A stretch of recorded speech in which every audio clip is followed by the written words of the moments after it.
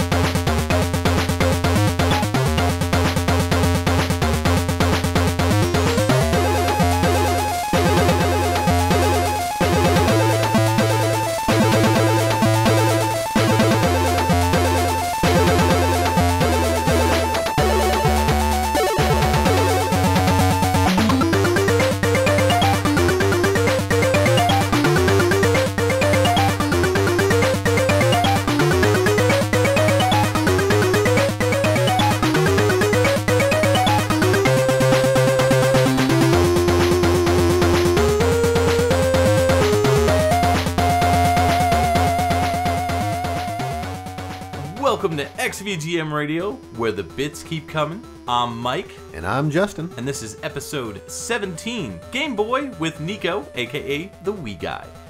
Nico is a longtime pal of ours, a longtime friend of mine, and I'm glad to have him back on the podcast airwaves. He was a frequent guest on Pixel Tunes Radio, and we're just happy to have him come down and talk about some Game Boy tracks. So Nico, say hello. Hello, that's me. So tell everybody a little bit about what you do on your YouTube channel, and of course your ever so blossoming Twitch channel. Well, for those that probably have an idea of who I am known for 8-Bit Stereo on YouTube at the WiiGuy309 YouTube channel name. It is a series that's has been dedicated to converting NES, Game Boy, and Master System / Game Gear games into a pseudo stereo format, as I have coined. And it basically just makes the tunes that you've known and loved sound more crisp and clear. Just a new way of hearing these tunes that some are familiar with, or hearing maybe brand new soundtracks that you haven't heard of, which is what the channel has currently been, because it's been a lot of obscure Famicom stuff lately. Yeah, I was gonna say, I mean, every time I see anything new pop up, it's always some game that I've never heard of, usually. Yeah, I'd say the majority of the time when I'm out looking for tracks for the show, generally when I find what I'm looking for, when I'm looking for a particular game, I almost always find Nico's channel. You get the purist that don't like when people do the stereo, but then you get the people like Nico who, you know, are willing to, you know, try new things and try something a little different for the sound and the, you know, preservation of video game music, just in a different format. So yeah, I have to say I do like what you've done with the stereo stuff, because it's, especially for tracks that I'm familiar with from games that I'm already familiar with, it's interesting to hear like how it sounds different when it's like put into stereo. Oh yes, thank you. Yes, it has been it was something that started as a weird little hobby and just being like, oh look, I'm turning all these familiar, well-known soundtracks into this format, and then I'm just like, wait a minute, I could do this to every NES and Game Boy and Master System soundtrack. Let's just crank this out. Let's just see how far I can go, and still going with nearly 1,000 soundtracks uploaded to the channel now, and there's still no end in sight. There's still so much to do. And your Twitch channel has recently, for the most part, kind of blown up too. You've really, knocked it out of the park. Every time I see you on Twitch, you're streaming, you're just chatting away with tons and tons of people who are just really super into retro. So it's really cool to see.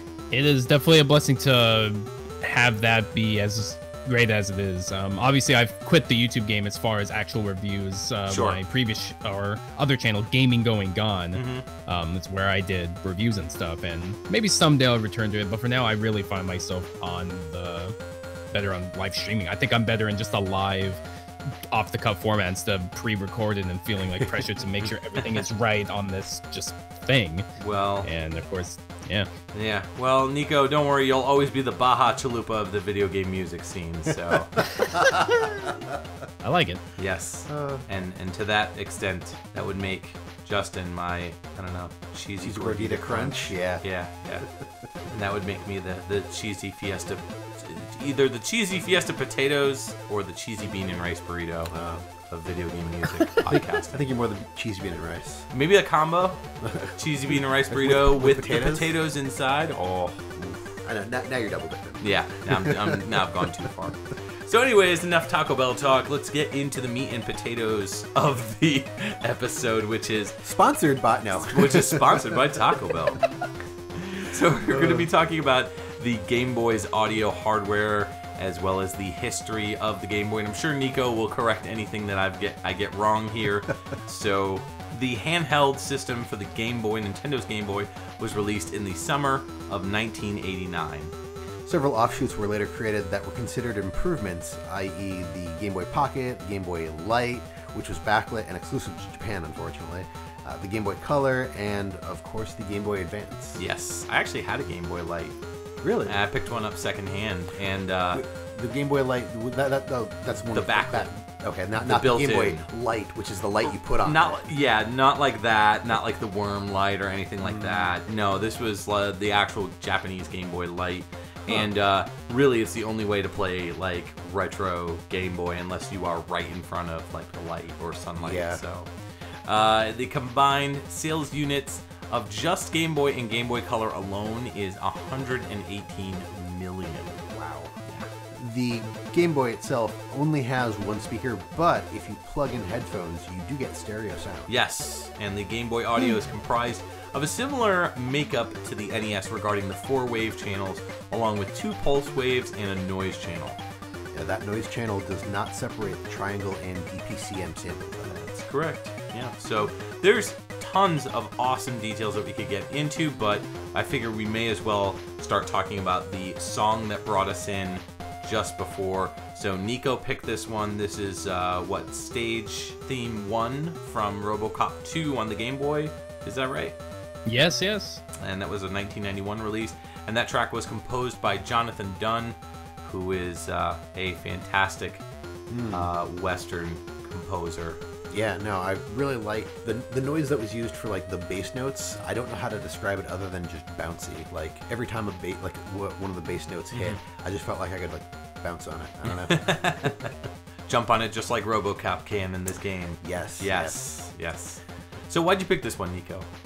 Well, of course, I'm a big fan of Jonathan Dunn. He is definitely among my top favorite Euro composers, and I was close to picking the first RoboCop Game Boy game, which Jonathan Dunn also did, but I figured maybe I would want to give some spotlight to actually the second game, which both, I'm pretty sure this one and especially the NES one are not that well received for its the actual gameplay, but both versions of the soundtrack are great as well, which of course, again, Jonathan Dunn did the NES version. And what I like here is that like a lot of the tunes in this version are basically like reimaginings of the one from the NES one, but on the Game Boy with some like 1 or 2 new tracks. But it's like you're saying, it's just bumping and popping. I just love the energy that Jonathan Dunn was able to get out of the Game Boy with these tunes, with these type of like compositions. If anything, I feel that he did better on the Game Boy as far as like just the general sound than the NES one. Yeah, which is crazy. I agree. I think that he tends to do much better with Game Boy than NES when it comes to his soundtracks. I always prefer his Game Boy stuff. As Nico was saying, he did the first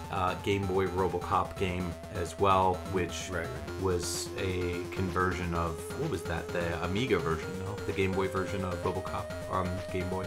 I know it wasn't a conversion on the NES version because that was the Data East. Right. And this one was done by Ocean, if I recall. Yeah. Yes. Ocean. It's not painting by numbers, actually, I think. Oh, it is. Okay. Okay. Yeah. And I feel like that soundtrack is a lot more like gritty and rough around the edges, and that initial title track on the Game Boy version is just such a somber song. It was also used for a washing machine advertisement. They ripped it off from. Really? Yeah, from Jonathan Dunn. Do you know about that, Nico? I do not. No? Only, of course, that it was the title theme track was, of course, on the Commodore 64 version first, which personally, I don't know, I feel more akin to that one, but I mean, the Game Boy version is great as well, but oh, absolutely. That probably is definitely given its infamy is that commercial usage. Yeah, there's a commercial for a washing machine called Ariston, and it's literally the RoboCop 1 Game Boy track, title track, but they're singing in the, well, kind of monotonously singing. It's like they go like on and Ariston, and then you'll hear like do do do do do do do do do do do do. See if we can find the. We'll post it in the video. Facebook group. Yeah, oh yeah. Yeah. Put it in the show notes. Yeah, it's pretty funny. So, but yeah, I don't know. I haven't played this Game Boy game. I played the NES version. Is there really a big difference between the two? I would say yes. RoboCop is actually more controllable in this version. That's than, good. Obviously, the heavy and slippery version of the NES one. Yes. I still like the NES version a lot. I mean, of course, gameplay and soundtrack-wise, I still like it.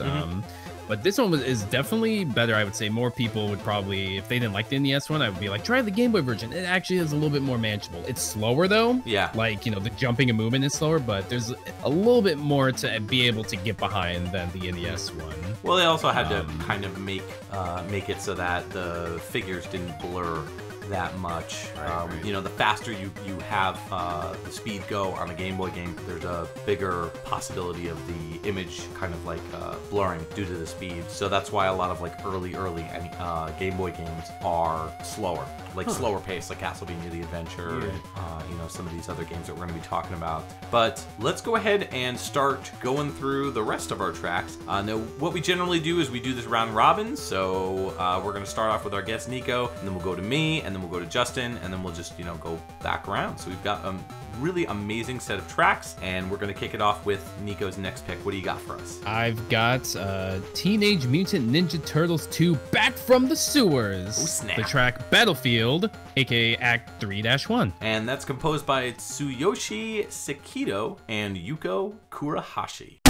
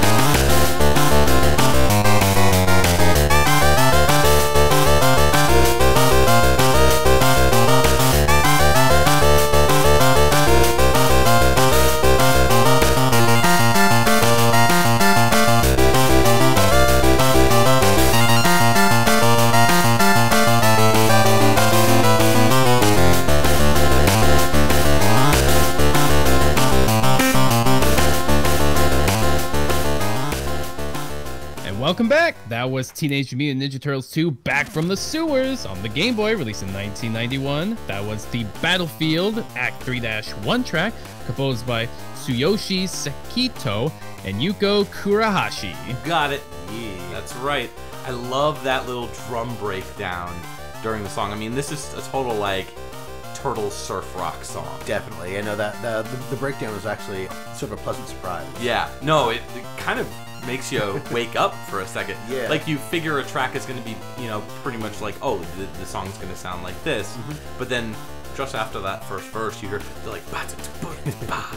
And you're like, whoa, where'd that come from? And then it, like, goes right back into the regular, drum without missing a beat, man. I mean, it flows so well. Yeah, it was really well put together. One of the things that I noticed, and I'm sure there's a lot of other Game Boy games with music like this, but I was surprised at how sort of clean the snare sounded. I'm used to, particularly off of the Game Boy, hearing really crunchy snares, which I like.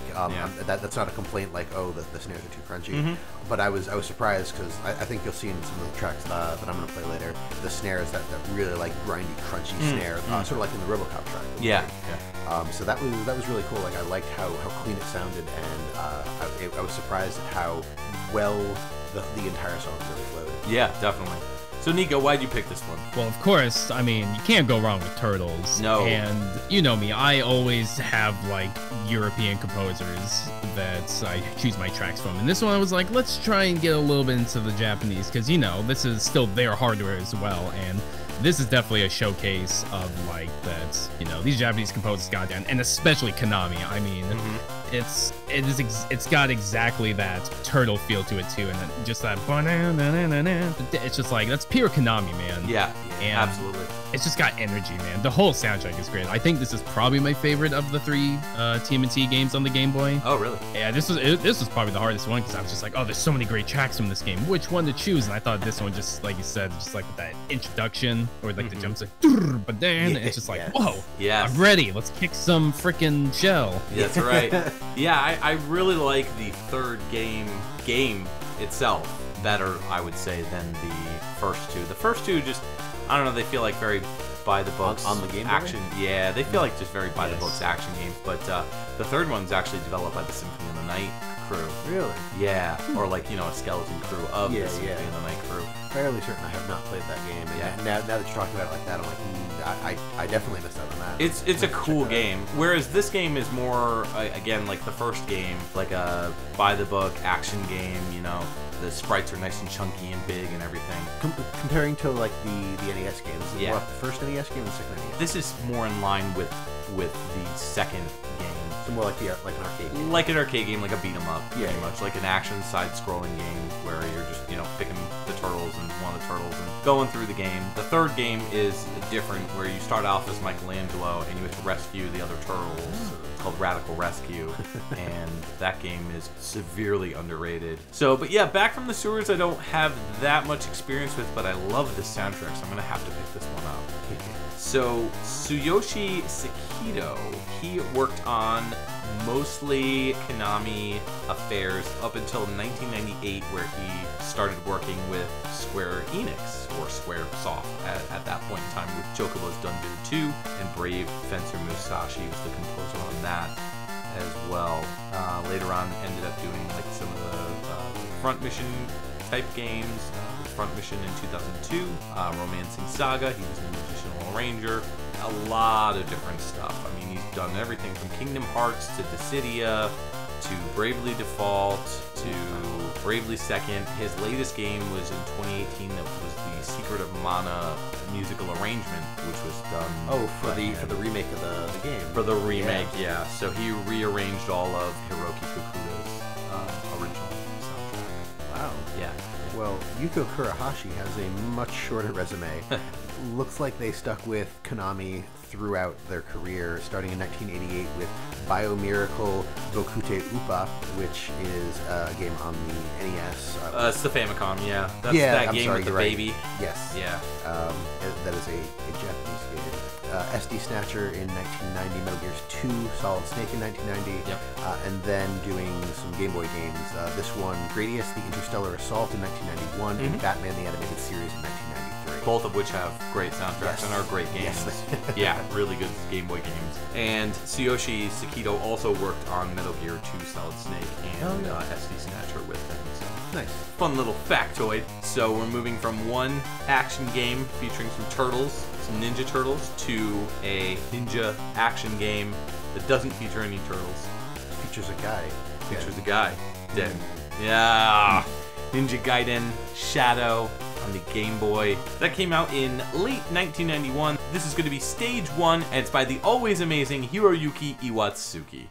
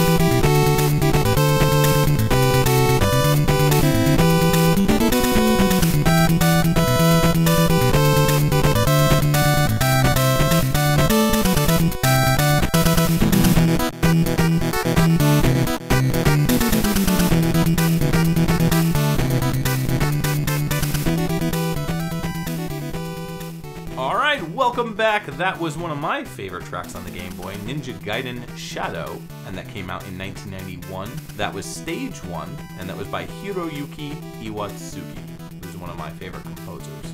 I can see why. What a track. Yeah, good stuff. I mean, that's stage 1. I have to say, what a way to start a game. Oh, yeah. That was absolutely epic. Oh, yeah? You like that? So, have you not played this game? No, I avoided a lot of the Ninja Gaiden games when I was a kid because I can't remember which one I had tried playing, but it was brutally difficult, and I was just like, you know what? I don't need this kind of negativity in my life. So I think at one point I had a Tiger Electronics Ninja Gaiden game, and that I played because like there's a Tiger Electronics. Because it's a Tiger Electronics. There's no end to it. So, right, like, right. It was fun to play because for like 5 or 10 minutes, and then eventually it's the same thing over and over. Right. Other than that, I generally avoided the Ninja Gaiden games until we were friends, and I watched you play them, and I was like, oh wow, these are still really hard, but still, it's almost like watching Eric play Sonic. Right, right. Yeah, I am pretty good at Ninja Gaiden 2, and that's pretty much it. Nico, what about you? Have you played this one? Oh heck yeah, of course. Yeah. I love Ninja Gaiden Shadow, man. Yeah, it's a great game. Do you know the history behind it? I do. So tell us the history of Ninja Gaiden Shadow for what type of game it was supposed to be. Well, yes, for the basics is pretty much most of the history. Ninja Gaiden Shadow was supposed to be, I believe, either a sequel or the Game Boy version of Shadow of the Ninja on the NES. I think a sequel. Yeah, I think so too. Despite this having the name Ninja Gaiden, that's also why it's Ninja Gaiden Shadow, because it's Shadow the Ninja Gaiden, like kind of like a mix or what have you. But of course, this is a Natsume developed game and not a Tecmo, and of course why we have Hiroyuki Iwatsuki doing the music and all that. And right. Of course, has that Natsume vibe. Absolutely. Being named Ninja Gaiden. Yeah. Yeah, it absolutely has Iwatsuki's like famed style. Obviously, really good reasons as to why he's one of my favorite composers. He worked with my favorite composer, Iku Mizutani, on a lot of game soundtracks, stuff like Tailgater in '91. He did sound effects on Shatterhand, and either way, he did the sound and music and everything on Ninja Gaiden Shadow. Chojin Sentai Jetman, which is an excellent soundtrack on the Famicom, and great game as well. Not a bad song on that soundtrack. He later on did a bunch of other stuff with Natsume, stuff like Paki and Rocky. Mitsume ga Toru, which was an anime Famicom game, really good stuff. It's called like the Third Eye or Three Eye Boy or something like that. Ghost Sweeper Makame Joreishi wa Nice Body, which is Ghost Sweeper Makame on the Super Famicom. I did Wild Guns, Ninja Warriors, Pocky and Rocky 2, Mighty Morphin Power Rangers. I mean, just the list goes on and on and on. He's got such a great repertoire with Natsume specifically, and I would say that his later half of his career, he still continued to work with Natsume on games like Wild Guns Reloaded in 2016, and he's also working on Ninja Warriors again. I believe that's the name of it. Ninja Warriors again. Yeah, so Ninja Warriors Again is the Super Famicom, or that's the title of Ninja Warriors, and what we got in the States is Ninja Warriors on the Super NES. Basically like a reboot sequel thing to the Taito arcade Ninja Warriors game that came out, you know, with the Zontada amazing soundtrack.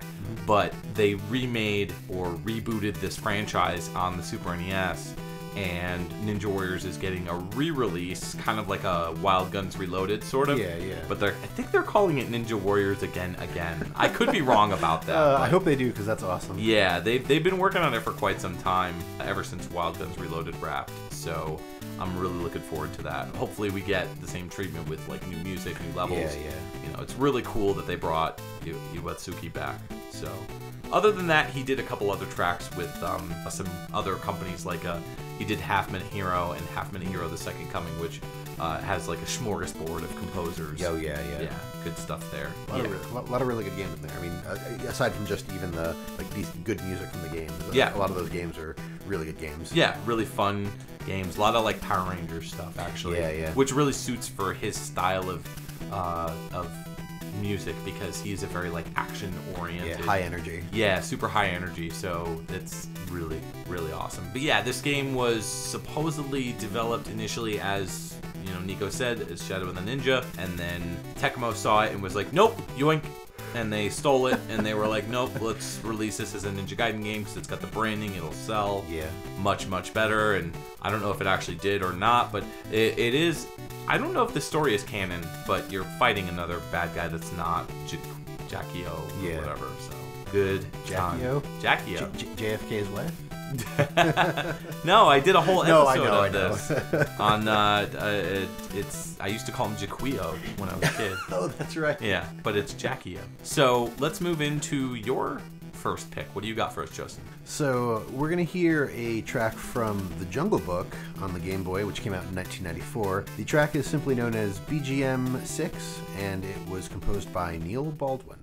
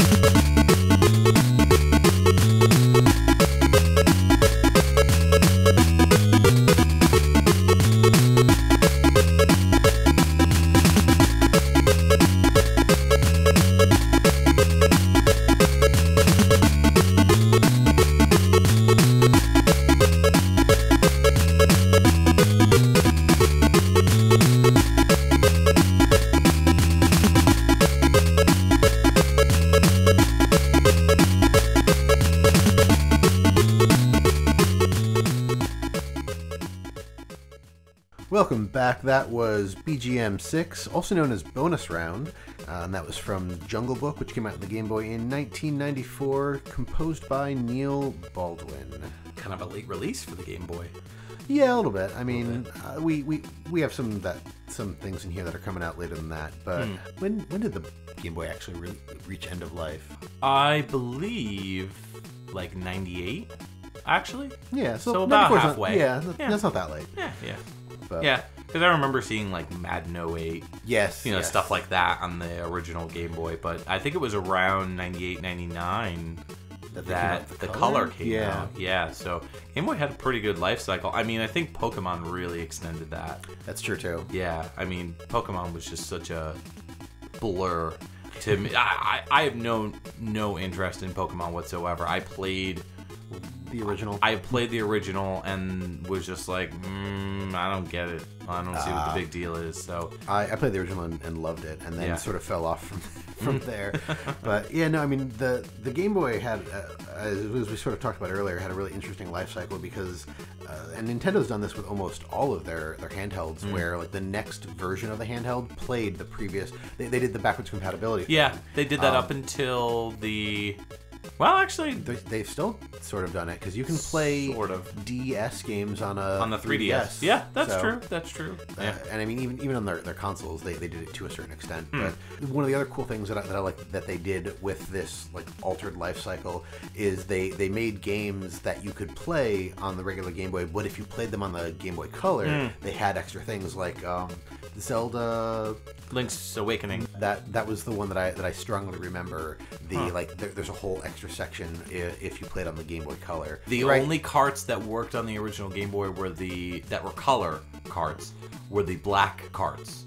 Oh, okay. Yeah, so like Link's Awakening DX, for example, you can play on the original Game Boy. And that's actually what I was thinking of. Going even further, like Shantae, for example, on the Game Boy Color.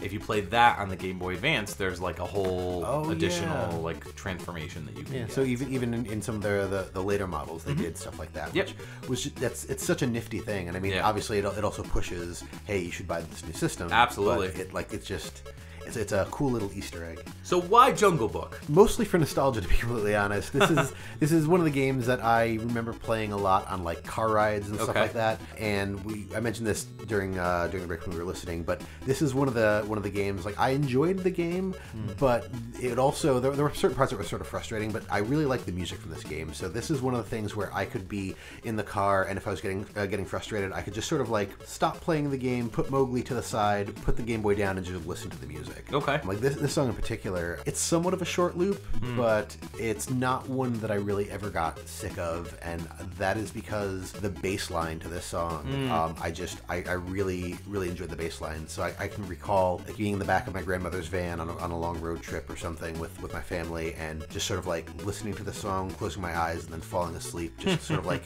having that bass line in my head. Yeah.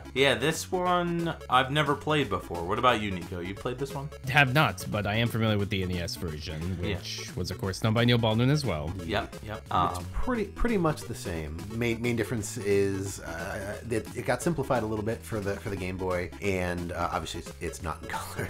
Yeah, true. But I mean, you're Mowgli. You run around. You throw bananas at things. You have to pick up bananas, I think, to throw them at things. So you can run out of bananas, and then you just need to like run away from stuff. And you are trying to get back to the human village because Shere Khan is hunting you, and you have to fight different wildlife like Shere Khan. And is that the plot of Jungle Book? I've never seen Jungle Book. Oh, sort of. I always thought that like he was a boy that was raised by wolves. Okay. And it's somewhere, I want to say India. And eventually there's like a human settlement that's somewhat near the jungle, and a lot of the animals are not happy about it. They're not happy about him because he's a man cub, and like they know that he's human. And then eventually Bagheera, who's the panther that raised him, is just like, hey, you have to go live with the humans. Like they're infringing on our territory. We need to we're basically gonna move deeper into the jungle, and they're your people. You need to go be with them. Okay, then. That's basically the gist of the movie. Oh, and the story. I had that movie totally wrong. I'm afraid to ask. I don't know. So, Neil Baldwin. Yeah, he's a guy. He's done a lot of things. Yes, he has. He started out doing audio tracks on a game called Tangent in 1988. His resume is fairly large, so I'm just going to pop a couple things in here. Highlights. Lethal Weapon in 1993. That's another Game Boy game that I owned. Family Feud in 1994. Super Street Fighter 2 Turbo in 1995. He did the music on Duke Nukem 64. That's got to be a conversion. That's got to be like a 3DO or something like that. That's funny. 3DO, Amiga, Amiga CD3. Yep, that makes total sense. Oh, yeah. Yeah. So, Duke Nukem 64 1997, and we'll end it with Ice Age 2 The Meltdown in 2006. He did audio production on that. Oh, snap. That's Nico's favorite. No. Actually, I haven't heard that, but I want to. Well, we're going from one song that takes place in the jungle to another one. What do you got for us, Nico? Oh, yeah. That's my segue. Well, it's not a jungle because the next track is from Donkey Kong Land 2 on the Game Boy, released in 1996, a little bit later. Still a jungle. I mean, it doesn't make it not a jungle. No, but the track makes it not a jungle. Oh, well, yeah, I guess you could say that. Yeah. But this is Arctic Abyss, or In a Snowbound Land, the GB mix by the one and only Grant Kirkhope. All right, let's hit it.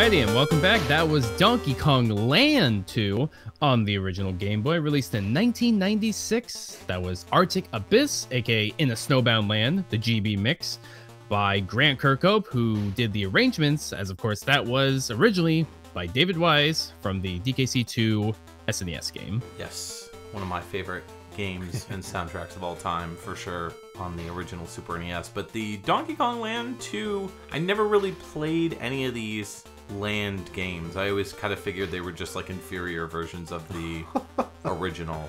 but I don't know. Nico, you're not wrong. Yeah, I am wrong. Okay. No, I think you said you're not wrong. Oh, I'm not wrong. No, you're not wrong. Okay. Well, that's kind of sad to hear. 'Cause I was just gonna say, like, a lot of the adaptations or like the land versions, I've always found to be like portable, like quicker, sort of different. Like I didn't find them to be.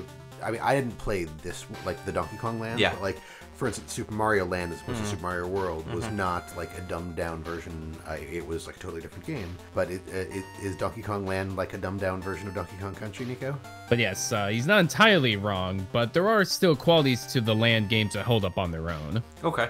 I mean, I've only played the first one, I want to say, and you know, it just kind of felt like it made me want to just play the actual SNES game. Whereas, you know, like Mario Land, for example, is its own thing. I'd much rather play an original version of a game or a proper sequel to a game than play like a dumbed down version of the same game, you know, unless there's like significant gameplay improvement.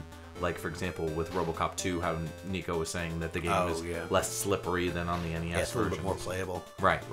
So, Donkey Kong Land 2, you play as Diddy Kong and Dixie Kong, so it does stay true to the Donkey Kong Country 2 format. But this is the ice level, right? Yeah, Arctic Abyss and the Snowbound Land. The whole soundtrack is basically just all conversions of David Wise's tracks from the original Super Nintendo game, which Grant Kirkhope, I think, did an amazing job. Yeah, he for did. His technically second soundtrack he did overall, I think, because the first one was the Killer Instinct Gold. They are right, I believe so. Yes, Killer Instinct Gold. He did guitar and MIDI guitar on that, and then followed up with Killer Instinct 2, where he did live guitar and trumpet. Yeah, nice. So, and then, you know, he pretty much stayed with Rare for a good long time, up until about, I'd say, 2008, where his last game with Rare was Banjo-Kazooie Nuts and Bolts.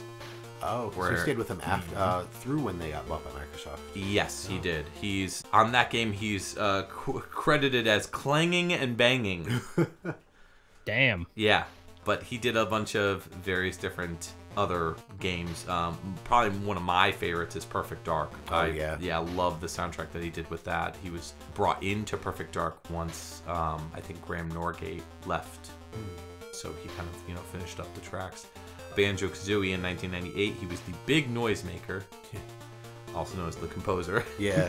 I mean, I think that's what he's pretty much famous for. That and GoldenEye, He did GoldenEye 007 and 97, did the original music, and also he did the live guitar and Blast Corps as well. So his latest game is as a guest composer for A Hat in Time in 2017, which so many people have told me to play, and I really need to play it. So I've heard mostly good things about that. Yeah, I'm kind of waiting on a physical copy to come out.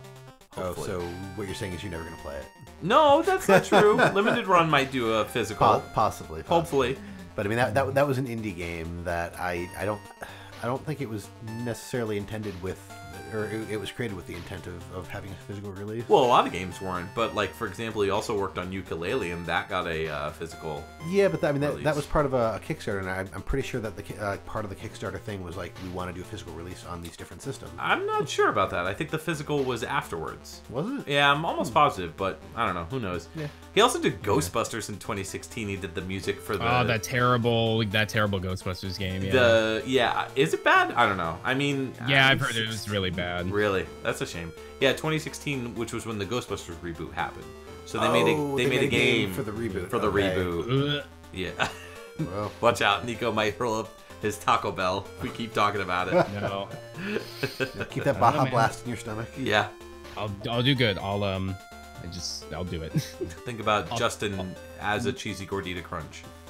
I'll think of him as a yellow, yeah, like the yellow cheese. Yeah. And like the yellow cartridge that Donkey Kong Land 2 came on. That's right. The whole Land trilogy got banana cartridges, which I think was very, very nice. Nice touch. Yeah.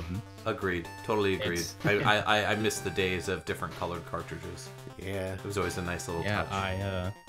I definitely remember this. This one's also special for my choice because this is one of the Game Boy games, original Game Boy, that I do remember getting because, of course, the fam loved Dawn Country 2. Yep. And so we got the Land 2 where I got it, and I did like it.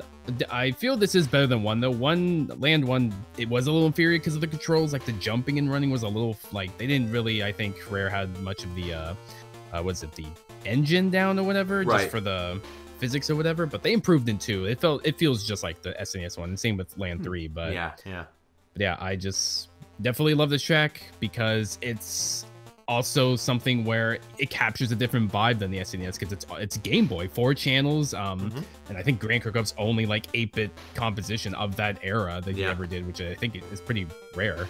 No pun intended. Nice. But nice. I the whole soundtrack as a whole, it captures a whole different vibe, which I do love. That just even with 4 sound channels, he got something just as equally as amazing as David Wise's original music. Yeah, I would say that I like both, but I could see the benefits of this version. It's a little bit it's not as floaty sounding. You like them both, but for different reasons. Yeah. Like I like the arrangement in the Super NES version. I think it's a little better, but you know, in this version in particular, it feels a little bit more, I don't know, like storybooky. You know, like pop-up storybook kind of. Yeah, you know, it has this that. one makes me feel more warm. Yeah, nice yeah, I could say that. Yeah, that's true. No, that's fair. All right. Going from one Land sequel to another Land sequel, my pick is Super Mario Land 2 on the Game Boy, and that was on 1992's release year. That was Treetop that we're going to be listening to, and it's by Kazumi Totaka.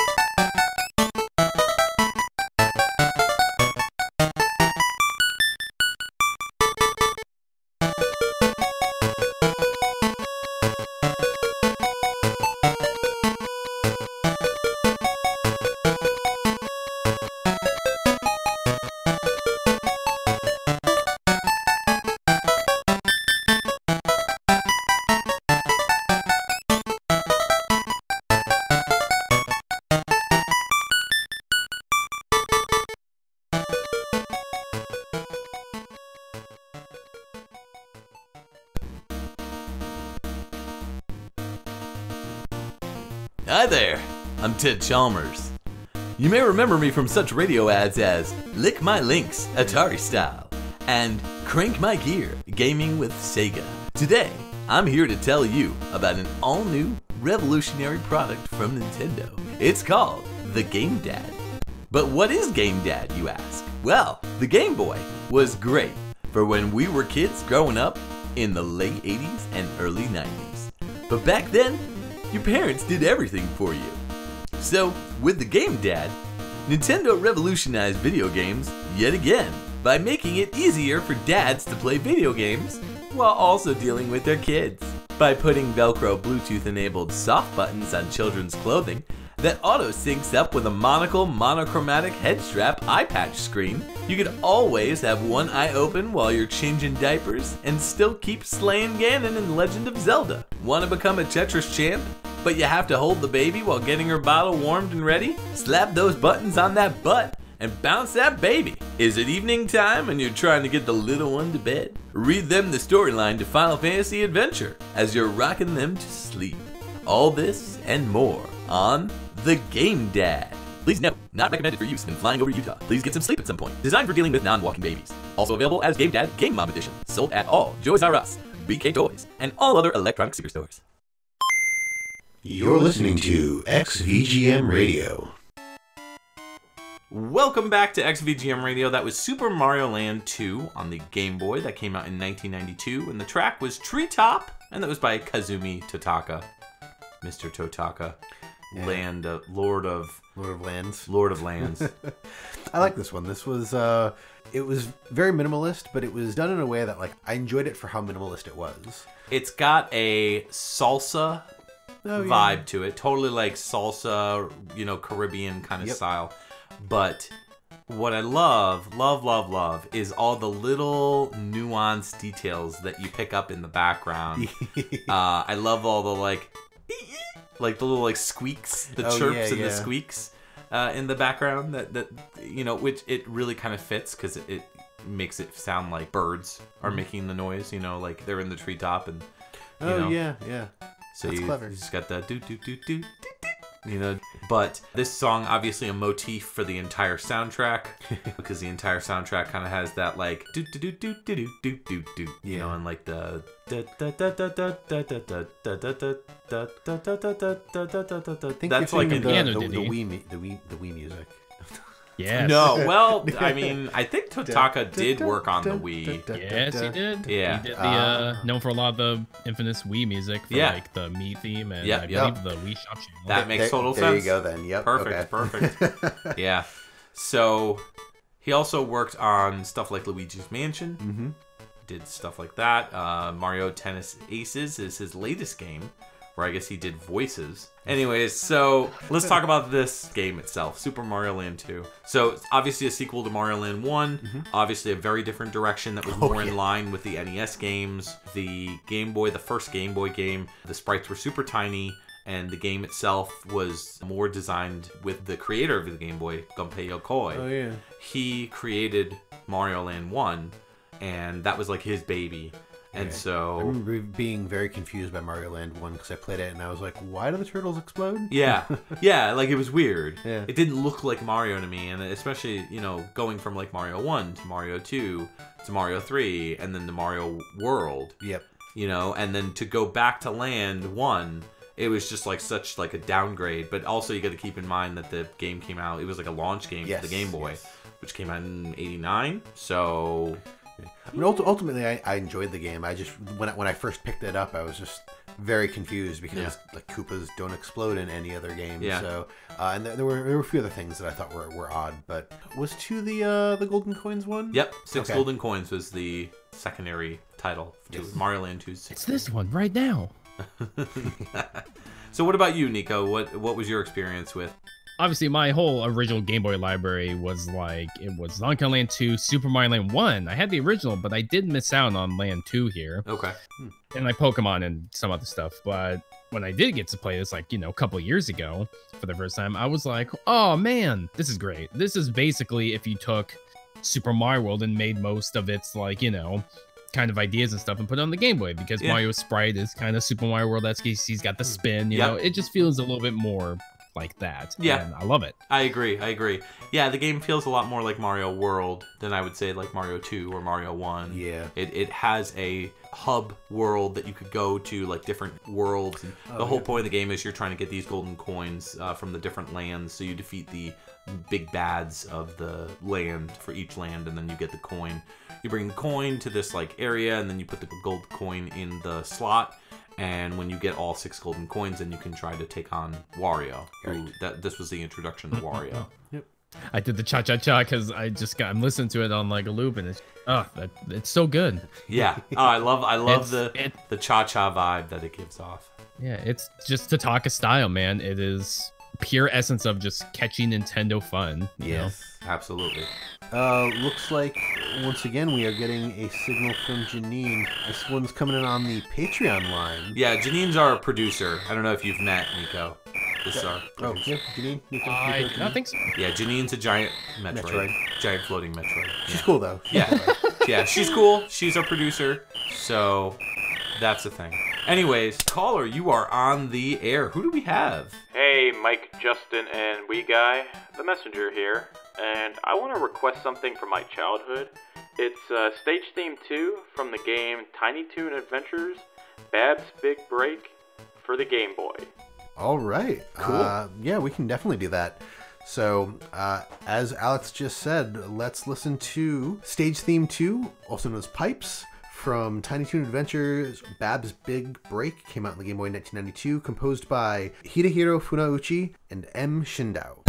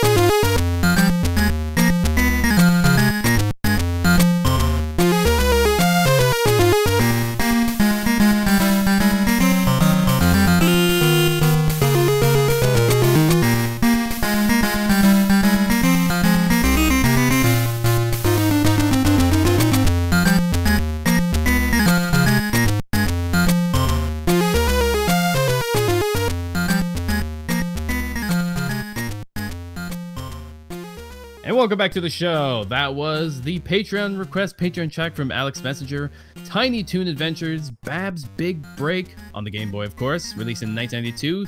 That was track Stage Theme 2/Pipes by Hidehiro Funaichi and M. Shindao. That's right. Dang, that's a lot of words. I've never played this one, but from the looks of it, it appears to be a more full of variety Tiny Toon sequel, like from the NES game. Yeah. I mean, it looks... So I never played the NES Tiny Toons game, but I have played the heck out of the SNES one. You mean Buster Bust Loose? Yeah.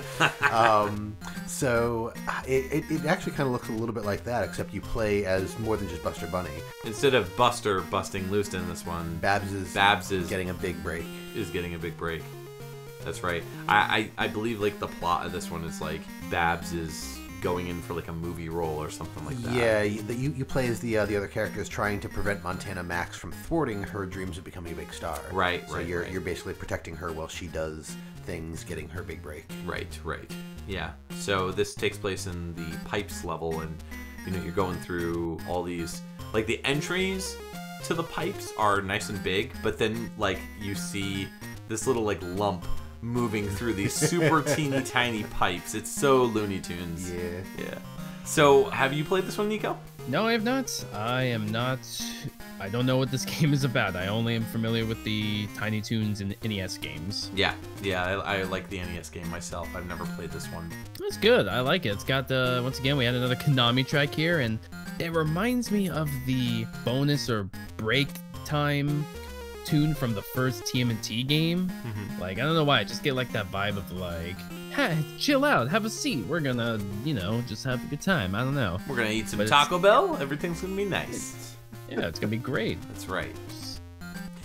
but I did like it. Yeah, no, it was good. It was good. I was feeling this track. I love the whole like blues swing jazz kind of vibe that this is going for. This like kind of big band. Yeah, I was really digging that. Yeah, it fits with the Tiny Toons, Looney Tunes-esque Warner Brothers motif. It feels like something that would have been in an episode. Yeah. Absolutely. Yeah. One of the things that I thought added an interesting bit to the track was in the beginning, in particular, there's like hard stops to some of those notes, like right off the bat. Yeah. And I just it almost sounded like it was skipping, but once I realized what it actually was, like that it was part of the song, it added just this extra interesting element, and like it was already really nice and swingy, but yeah, it was a. You're talking about those dan da dum dan da dum.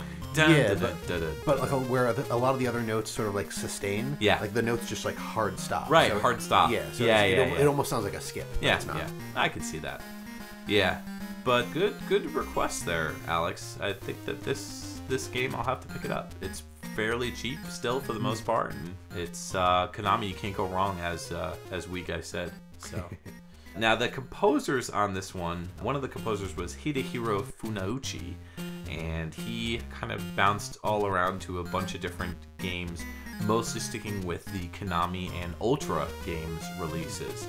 Stuff like Twin V3, Poco Poco Daimo in 1989, that was his first game, he did sound on that. Castlevania The Adventure, he was the sound creator on that one as well.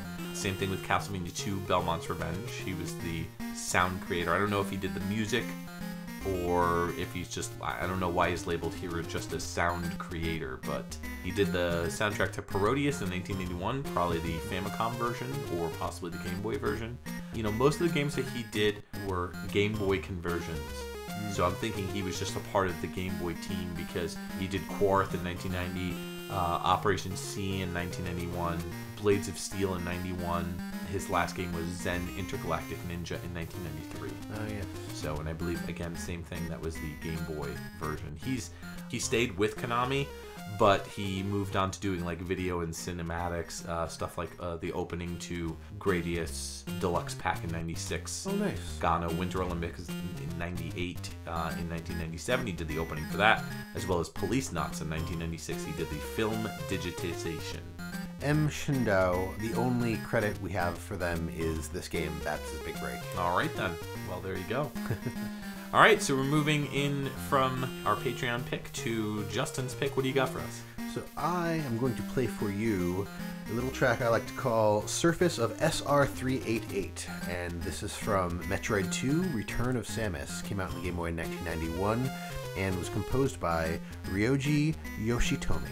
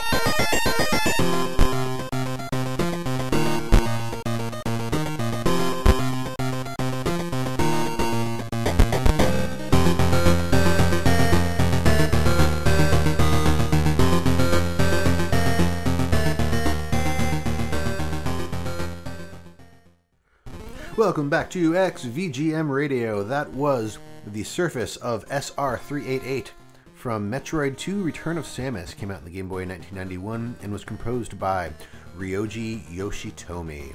First off, I'm going to start off by saying that I am not big on Metroid. The fact that I'm playing a Metroid track in this, I was this going to episode say and you're not actually surprised me. Mostly because of like this game, but it was just a very odd coincidence that this was one of the first games that I ended up getting for the Game Boy, or rather, that was gifted to me. Okay. I don't remember if it was birthday or Christmas or what it was, but either way, like I ended up with this game and I was like, oh, Metroid. But like I had heard of the original Metroid, never really played it, never really touched it. Played this game, and it was unlike most of the other games that I'd been really playing at the time. Keep your filthy hands off my Samus. Yeah, well, it was weird to me. Like I remember trying to play this game a number of times when I was a kid, and could really only get so far. Like I think I got as far as like getting the spider ball, right? And then it just, the area was so large I kept getting lost. It wasn't until I was older and had slightly better memory brain power that I was able to like, okay, I know I've been here. You upgraded your RAM. Yeah, exactly. Right. Processing power and stuff. Yeah. I think the big thing about this game is it was too big for the scope of what it was trying to do. Yeah. So I feel like anytime I play this game, I get lost very frequently. It is a huge game, but the biggest problem is that a lot of the areas tend to look the same. Yes. So that's why I used to get frustrated. This is one of those games where it really helped me to have a strategy where when I went to a specific area, if it was like a long corridor down, and you could go like to the left or you could go to the right, like in different rooms. What I would always try to focus on doing is drop down one level, go to the left, explore fully, and then go until you can't go any further, then go back up top, and then go to the right and do the same thing. And I would just work my way down and through each corridor. And that's kind of how I would do it. But I would still get confused. There were still areas that repeated, and this was, I agree with you that this is one of those games where this was one of the first Game Boy games that I did end up getting after, when I got my Game Boy Color. It was like Zelda, Link's Awakening DX, this, Super Mario Land 2, and Castlevania The Adventure and Castlevania Belmont's Revenge. So those were like the 4 or 5 games, or 5 or 6 games that I pretty much was like immediately like I have to go out and get these games, so I picked them up like used somewhere like Funko Land. So yeah, but I didn't play this one when it came out, despite the fact that I was a huge Metroid fan. I loved the first game. It's like one of my favorite games of all time, and I just kind of missed the bus on this one. And I also missed Super Metroid when it came out too. That's surprising. Yeah. Wow. That's a story to tell for a different episode, but because it is a really good story. But yeah, I never really had that experience with Metroid 2. I didn't really have too much nostalgia for it, but I do remember playing it when I did get my Game Boy Color. But what about you, Nico? Yeah, this is a entry in the series I should start that I'm like Justin. I am not big on Metroid. I played Super Metroid, and that's a classic. That was good. A lot of what just Metroid is it doesn't appeal to me that much, but I don't know, I think after listening to this track, I think I may want to take a dive into this entry. But it sounds like it's probably similar to the first one, like you get lost easily and such, but I want to feel they did something to make it a little bit more easy, because it's Game Boy, and like you're saying, it's like a large game for like in the scope they were trying to go for. I mean, I feel like they would have been able to like, make it a little easy for you, or at least, Yeah, was it linear? No, Metroid's not linear. I shouldn't say no. Playing it on the Game Boy Color or like the Super Game Boy is a little easier because you have a little bit more color and you're able to see differences in shapes and everything a little bit easier, I think, with the different color schemes that you can set up. But this track, it's one of the few tracks in the game that's actually musically inclined. The rest of the tracks are very minimal. Yeah. Ryōji Yoshitomi was the composer on this one, and has a lot of long time history with Nintendo. Most of the more recent things are like sound supervisor and sound effects. The very first thing on their resume here looks to be Metroid 2 Return of Samus. Moving on to Game Boy Wars in 1991 as a music composer, Wario Land Super Mario Land 3 in 1994 as a music composer, WarioWare Inc. Mega Micro Games in 2003, and then the latest sound supervisor credit that we have here is Mario Tennis Aces in 2018. Right, yeah, so pretty much just sound support over the years with Nintendo. So can't say that that's a bad thing because he definitely knows his way around the sound and the hardware and everything. So. All right, so we're moving on to Nico's final pick. Nico's final pick. Nico, what do you got for us? Well, I've got the best of what I chose for this. This is Turok Battle of the Bionosaurs. God, what a weird word. That is, of course, on the Game Boy, released in 1997, and this is the Ruins track by the legendary Alberto Z. Gonzalez.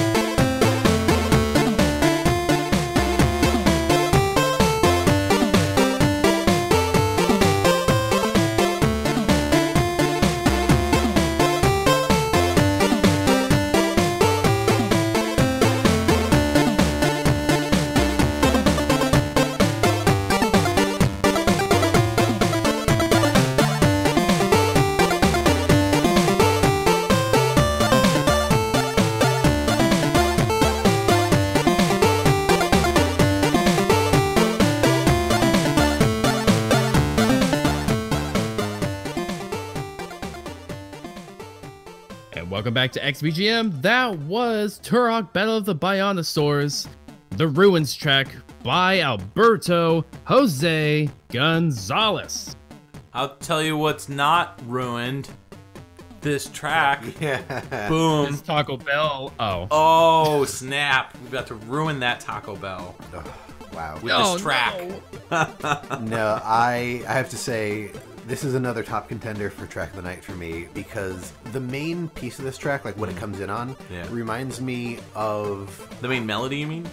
No, not the melody. Okay. The like how it very first starts, like okay. with the beat and the I don't know if they're really arpeggiated, but like the I think that is notes, yeah. It reminds me solidly of like keygen music. Okay, well that makes Are you sense. Familiar with that? Yeah. Okay. Yeah. But yeah, no, it sounds a lot like stuff you'd hear in like the keygen, maybe some of the demo scene. But like, it just took me back to like sitting on a Mac and cracking software. Wasn't that where Alberto Jose Gonzalez came from, though, Nico? Is like the demo scene for like C64. I think ZX so. Spectrum, I mean, he worked on ZX. That was, I think, Yeah. was where he started. Yeah, Alberto Jose Gonzalez is a fantastic composer, which, you know, the majority of his really amazing work is on the Game Boy and Game Boy Color. Yeah, I've actually heard a lot of his other stuff in some like his Looney Tunes related games. Yep. And I mean that stuff's really good too. But I don't know if I've heard anything from him that sounds quite like this. I actually found out about him through my previous podcast, Pixel Tunes, because we played on one of our Game Boy episodes. We played a song from, I believe it was Turok Rage Wars on the Game Boy Color. And that's how I found out about him and was just blown away. It was just like, who is this guy? So, yeah, he generally does a lot of like more arpeggiated stuff. His sound kind of like reeks in a good way. Oh, yeah. Of that more Western composer vibe.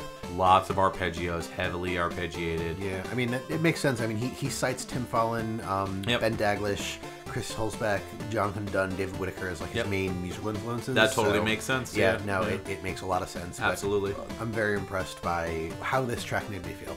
This game, garbage. Oh no! But which is a shame. I feel like the first Turok is unplayable on Game Boy Color or on Game Boy, but Turok 2 is not bad.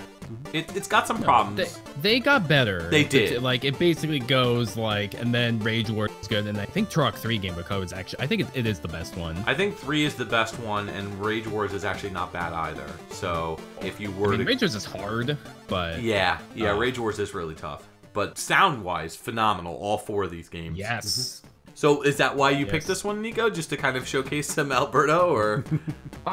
It's a mixture. I mean, Alberto is... I mean, when I think of Game Boy, I go straight to Gonzalez, because that was his primary console. His primary composing. The most games he did the most music for. It was a shame he didn't do more NES, because he only had Asterix and the Smurfs, which also had Game Boy games. Yeah. But his Game Boy stuff is some of the best I have ever heard. You know, it's the same thing. I forget which one. I think it was like Turok and Turok 2 I heard, and I was like, I gotta see what else this guy's done. And then, you know, you go down to freaking like, you know, Bomb Jack and Metal Masters and Lucky Luke and the Tintin games and everything. He pretty much, even his first ever, like, what was his first game ever? It was like called, what was it, Cool Ball, or I forgot what it was called, but even like that, and it's like, it was still good. It was the essence of where he started, you know? Yeah, well, I mean, he did Ghostbusters 2 in 1989. He did the MSX version. Yeah, I think MSX is actually where he started. Yeah. But Cool Ball in 92 is probably what you're referring to.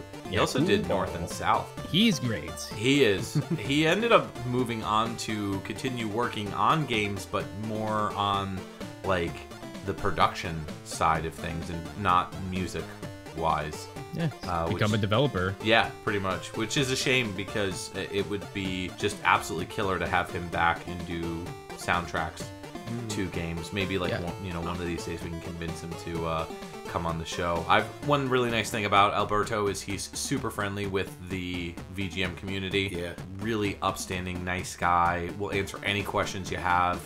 Has a real passion for video game music too. So it's always nice to see him kind of pop in and share a little bit of information about his background and the things that he's worked on. So. Yeah, I very much appreciated that. Like on Twitter, he would post like, "This is what I used to compose on." I was like, "Oh my god!" I know. Like I can't think of anyone else that like does that. Yeah. Maybe like from very that niche. era. Yeah. Or like maybe Matt Furnace. Oh yeah. Yeah. But like I just love he's got a good essence around him, and I just. His stuff needs to be shown more, even outside of his Game Boy stuff. You know, he still did good other one Super Nintendo, the Asterix and Obelix game.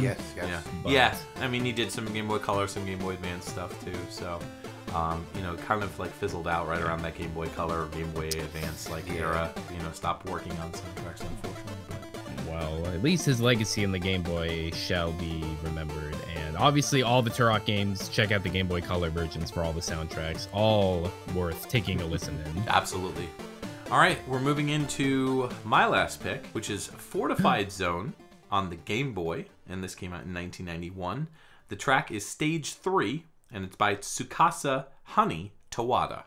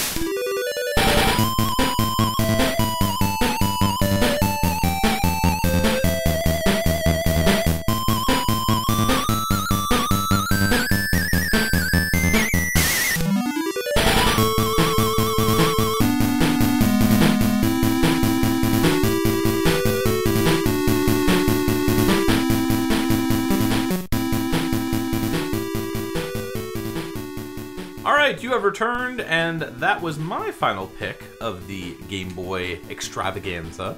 Fortified Zone on the Game Boy came out in 1991. The track was Stage 3, and it's by Tsukasa Honey Tawada. Have either of you played this? I have not played it, but I have watched your episode on it. Okay. Yes, I did. Played it shortly. This game, you play as one of two mercenaries, Masato Kanzaki or Mizuki Makamura. And you could bounce back and forth between the two. If I recall, the girl Mizuki can move faster and jump farther. Mm-hmm. But Masato Kanzaki, the guy, is slower but more powerful. Right. And it's a top-down, kind of like Zelda-ish type of game. But it's also kind of Metal Gear-ish in the sense that you're like, it's like the old Metal Gear games, like Ghost Babel on the Game Boy Color or like the MSX games, where you're moving around trying to unlock different parts of this giant fortified zone that you are in, trying to get to the heart of the battle station. So you could switch back and forth between the two characters unless you die as one of the characters. In which case, it's been a really long time since I played this. I don't remember if you could bring them back or not. I think you have to die, and then you have to continue. Right, and then you can come back, and I think it's like unlimited continues or whatever. You get different weapons. You get like flamethrowers, hand grenades, rocket launchers. You get medical packs that you could pick up to heal you. If I recall, the girl Mizuki has less life, and Masato, the boy, has more health. I personally think the sequel's way better. It's a lot more control-friendly. This game... The Japanese-only one? Yeah. This game is good, but it's a little stiff, and the sprites are very large. Oh, yeah, I remember. And so, the biggest problem that I ran into on this first game is I would always like make bad judgment calls when it came to like turning corners or like moving, because it's like Resident Evil where like you move and then the camera like takes a second to reposition when you get to the next room. Oh, it's not like Mega Man where like the room will scroll with you. It's more like the room appears and like you immediately appear in the room. So you don't have like a good buffer, so to speak, of time. But this one's on the Virtual Console. If you want to pick it up cheap, it's like, I don't know, $4 or $5 or something like that. I think you can download it on the US Virtual Console on the 3DS. So, you know, give it a go. The game is still pretty cheap if I recall. I mean, I don't think it's that expensive. But I love this soundtrack, which was composed by Tsukasa Honey Tawada. I don't know the Honey part, why he's called Honey. He's also known as T Tawada. But he's done a lot of different stuff for a lot of different companies. He started with doing the conversion of the Maniac Mansion music, I believe, over to the NES. Oh, nice. Which was done in 1988. Earth Defense Force in 1991. I believe that's the Super NES game. Skipping ahead a little bit, he worked on Dragon Quest VI, composed the soundtrack to KO Flying Squadron in 1980s. And his latest game was Harvest Moon 3D: The Lost Valley in 2014, where he did music and sound effects for it. Nice. But the reason why I picked this track is the rest of the soundtrack is okay, but this song just completely stands out to me. I mean, you've got those really high-end, shrill melodies that the Japanese composers are known for. Yeah. Some of them get a little ear-piercing, towards the end, the ones that are like dog whistle territory. But I love the driving bass line in this track. I love the real, militant kind of, you can do it kind of vibe. Yeah, it's kind of like driving and what's the word? It's a good action game vibe. Yeah. A little uplifting. Yeah, uplifting. Yeah, Very. A lot of uplifting harmonies and melodies. So I dig it. What did you guys think? I really like this one. That even though those ear-piercing levels of the music can be a little much. I mean, that's part of Game Boy. It's part of Game Boy sound right there when you can really get that out of it. But Sure. It reminds me of just another game. I can't put my finger on that. I think I was thinking of Moon Crystal, which Tsukasa also did. Okay. But I don't think the tones got to that in that game. But maybe just the good old Japanese, just that sound, it just works right here on this track, and I just love it. Yeah, very cool. Justin? I don't actually have a whole lot to say about the track. It was a fun track that I enjoyed listening to, but unfortunately, it didn't leave a huge impact on me. But I mean, that's not to say that it was a terrible track. It just, we listened to it, and I actually couldn't tell you a whole lot about what I just listened to. Gotcha. So it was the Diablo sauce to your mild sauce? Diablo sauce? I like Diablo sauce. Yeah, It's okay. nice and spicy. All right, okay. It was more the mild sauce to my Diablo sauce. Okay, there we go. I didn't dislike it, I just don't remember much of it. Gotcha. Well, it looks like we're getting a call on our call-in line, according to Janine. Let's go ahead and take the call. Caller, you're on the air with XVGM Radio. What can we do for you? Hi, I'm the Wii U guy, and I just want to call and say the WiiGuy is a phony. Whoa. You're getting called out, Nico. I mean, come on, I do stereo Master System conversions for the internet, and I also combine Master System, PSG, and SM Synth soundtracks perfectly. I mean, come on, can you say that, Nico? I mean, Well, listen, we don't need this kind of negativity. Go pick up a quesadilla or something. You're out of here. You know what? Taco Bell sounds pretty good. Maybe I will. Oh, Jesus. Yeah, usually we don't... I apologize, Nico. That's not the kind of calls we usually get. We don't normally get people calling in specifically looking to harass our guests. oh, that's all right. I'm the one with the 1,000+ videos on my channel, so my legacy is pretty set in stone. That's right. I would agree. I've never heard of Wii U guy. Must be a new kid on the block just trying to make a name for himself by calling out, Starting some beef with with someone else. Yeah. How do you go after stunts. Nico? Nico's like the sweetest little boy. He's like the caramel apple empanada. I'm a soft taco. You are like different items. You are like the cinnamon twist to my heart, Nico. Oh. Thank you. I like that. That's a good one. Well, in honor of the sweet little boy cinnamon twist to our heart, I think we should end on a cinnamon twist of a song. Okay, all right. So, my last pick of the night is going to be from The Legend of Zelda Link's Awakening. What a coincidence. We've mentioned that game like twice already. I know, right? Episode. Came out in the Game Boy in 1993. The track is Mysterious Forest, and it was composed by Minako Hamano, Kozue Ishikawa, and Kazumi Totaka.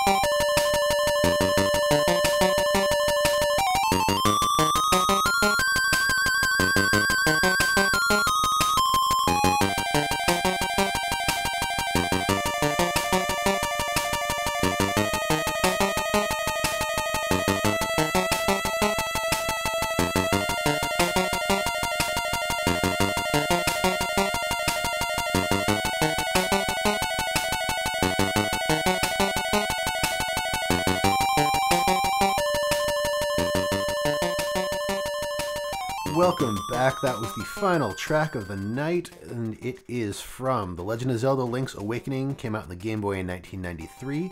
The track was Mysterious Forest, and it was composed by Minako Hamano, Kozue Ishikawa, and Kazumi Totaka. I have fond memories of playing this one. Me too. Yeah. I enjoyed this game right up until the end. Okay, then what happened? Then I was upset about the ending. Oh, okay. Don't spoil it for me because I haven't beaten it. Wait, really? Yeah, I haven't beaten it. I got super far. Oh, no. Okay. I got to like the, I don't know, 7th dungeon or whatever. And then I got lost, and then I never picked it back up. The game is so good. The ending, like, it's not terrible. Like, it didn't ruin the experience for me, so like, I won't spoil it. But you should definitely finish the game, and then you will know. So yeah, no, this was the first game that I picked up for the Game Boy Color, and one of my favorite parts of this game is how funny the script is. Yes. There's this one kid that you end up seeing in the town. So the whole plot is like Link gets shipwrecked. And he wakes up, he has amnesia, he doesn't know what's going on, and he meets Malin, who's kind of like the stand-in for Zelda, I guess. And she's like, hey, come to the town, you know, let me show you around or whatever. You know, there's the Taco Bell, there's, you know, here's my uncle, you know, like that sort of stuff. And I think it's like after you get your sword back and you're running around doing random stuff or whatever, there's like a loud noise or something like that, and you rush back to the village, and you end up running into this kid, and he's like, yeah, something went that way or whatever. And then he's like, but I don't know, because I'm just a kid. Yeah, yes. That kid is really annoying, but kind of funny. So funny. I don't know what it was about that kid, but when I was a kid, that made me crack up. I don't know what it was. You know, there's a bunch of moments like that in this game. And actually, now that you mention it, I feel like when they did the Minish Cap, they were trying to bring some of that like humor back. Yeah. I don't know that they succeeded as well with that game, although I do remember enjoying Minish Cap. Yeah. I also don't remember the game as well as I do this one. Yeah. Link's Awakening, I've played multiple times. Like I played it on the original Game Boy. I played the DX version on the Game Boy Color. Yeah. It was, I think it's actually the first Zelda game that I ever actually played to completion. Oh, wow. I didn't beat the original Zelda game until I got it on the Virtual Console on the Wii in like 2006 or whatever. Oh, wow. But yeah, no, I thoroughly enjoyed this game. Like I said, the ending left me feeling a little like, all right. But overall, I've gone back to it multiple times because the gameplay and the story throughout it was really good. Yeah. And I mean, even the lead up to the ending with the final boss and this whole windfish thing, it's a good time. Yeah. And this track is, I mean, it's the Mysterious Forest track. I think my favorite thing about this track is it distinctly makes me think of running as Mario in Super Mario 3. You know, when you run and you get it's a sound. Yeah. Before you get or when you get the P, yep. The P wing. Yeah. And you're flying. Yeah, I could see that. I really do feel like this is a Totaka track. Oh, yeah. And I mean, it is co-composed by him, but I really feel like he wrote this one specifically. I would agree with you. It's got that light-hearted vibe to it, but also it's got a really great, like, backbeat. Yes. You know what I mean? Yes. It's very jazz oriented as well, so I just absolutely love this track. And this reminds me of running around the Mysterious Forest trying to figure out what the heck to do and where to go, because if I recall, what you have to do is you have to either the magic powder or the mushroom powder or something like that. You have to bring it to this dude who looks like a squirrel or something like that. And you give it to him, and then he starts bouncing all over the room. Oh, yeah. And then you find out that it was Malin's uncle or whatever, and he had turned into like a whatever the animal was. And he was like, oh, thank goodness that you saved me or whatever. And then he goes, runs off and gets back to lumberjacking or whatever it is that he's doing. I actually had my first playthrough of this game last year on stream. It was it was a pretty fun blind playthrough, and finally experiencing this game, which has had its like legacy of like, you gotta play Link's Awakening, and I've learned that this is a lot of people's favorite Zelda game. And you know what, I could see that it's got that traditional Zelda 1 vibe, but if you mix like maybe some elements of like Link to the Past, it's kind of like Mario World to Super Mario Land 2, but maybe there's just a lot of crossover because of the development teams at that time making those games all at once and such. It was a nice return to form. It's very nice return to form. Yeah, I very much enjoyed it, and the music, of course, this game is all so catchy. Yeah, I could hear like definitely a lot of tunes sound different from each other. Like some are probably by, you know, Hamano and then Ishikawa, and obviously this is a Totaka track. I got that Mario Land 2 feel in it. Yeah, exactly. So it's all good. Yeah, so we talked about Totaka already, but what about the other two composers? Yeah, so Minako Hamano has, as many of these Nintendo alums, a huge portfolio. Started out doing sound composition on Legend of Zelda Link's Awakening, so in 1993. Moved on to some fantastic games like Super Metroid in 1994, Mario Kart Super Circuit that did sound, Brain Age, Train Your Brain in Minutes a Day in 2005. But yeah, she is a longtime Nintendo composer. Yes. And then we have Kozue Ishikawa, who has a slightly shorter credit list. Again, starting out with Link's Awakening in 1993, Wario Land, Super Mario Land 3D in 1994, Earthbound in 94, Wario Land 2 in 98, Wario Land 3 in 2000. So their last composed game was Mario Tennis then. Right, in 2000. Mario, yeah. Well, that about does it for our Game Boy episode. We want to thank Nico for jumping on board and chit-chatting with us about Taco Bell and, and Game Boy and everything in between. Nico, what was your favorite pick of every song that we've played today? Every song. Oh my god. It's a toughie. I mean, obviously of my own tracks, you know, they're favorites already. I mean, that seems kind of redundant to pick one of my own. So I mean, if you like your track better than our tracks, I mean, I can't argue. I would say mine are probably the more complex as far as compositions go, maybe. I don't know. Technical wise, I don't know. It's all depends on what you talk about, each game, each composer. Sure. I think I'll go with the Fortified Zone because actually of all the tracks, I've kind of heard a little bit of all of them. It would have been Ninja Gaiden Shadow, but I didn't get that far in Fortified Zone. I think I only played the first zone, but hearing that track, I think it definitely knocked my socks off, and I'm like, wow, I like it. Wow. Nice. Very cool.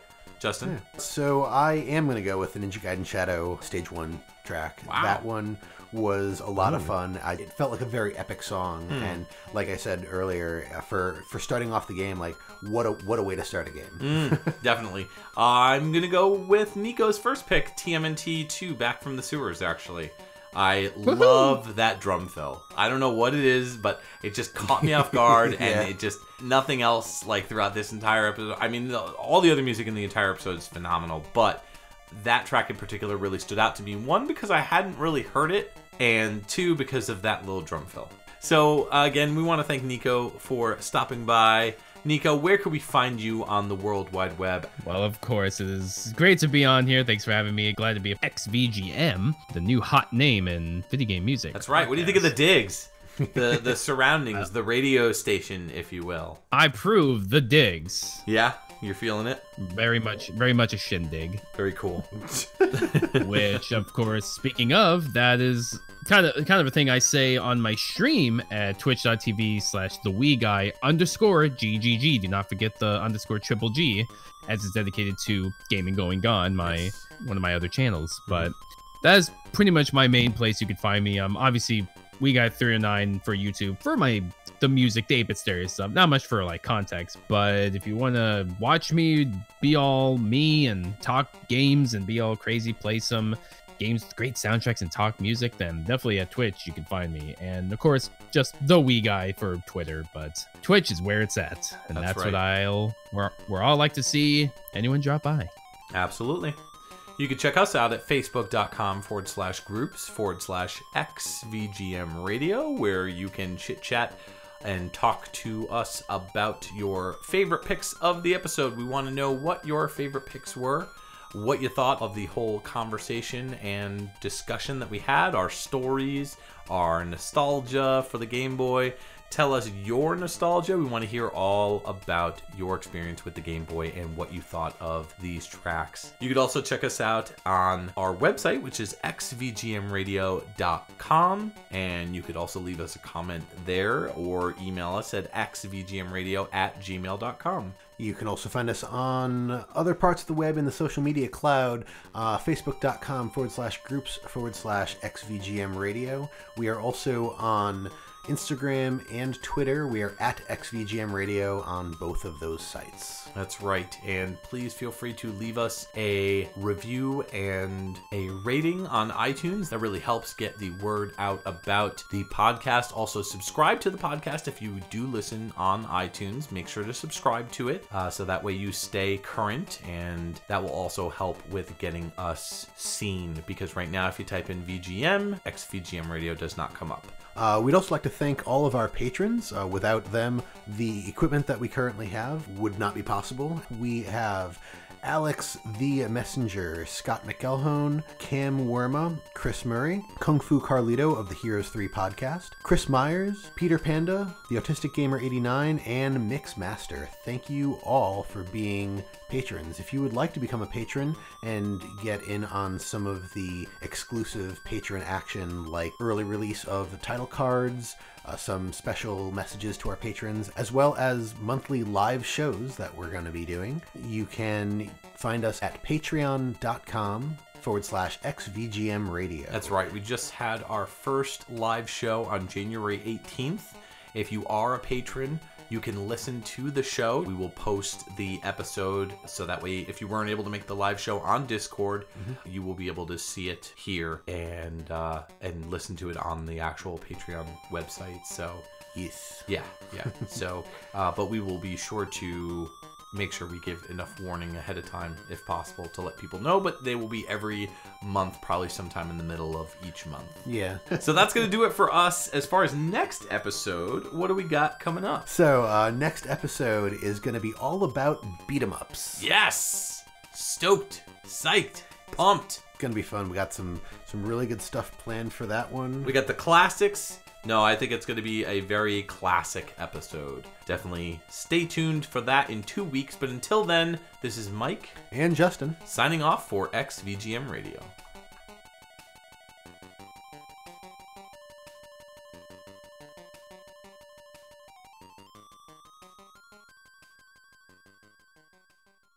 That's right. Dang, that's a lot of words. Yeah, it is. It's a lot of B's, babs, bib, bags, babs, big break. Blah. Blah, blah, blah, blah. Dab, dab, dab, dab, dab.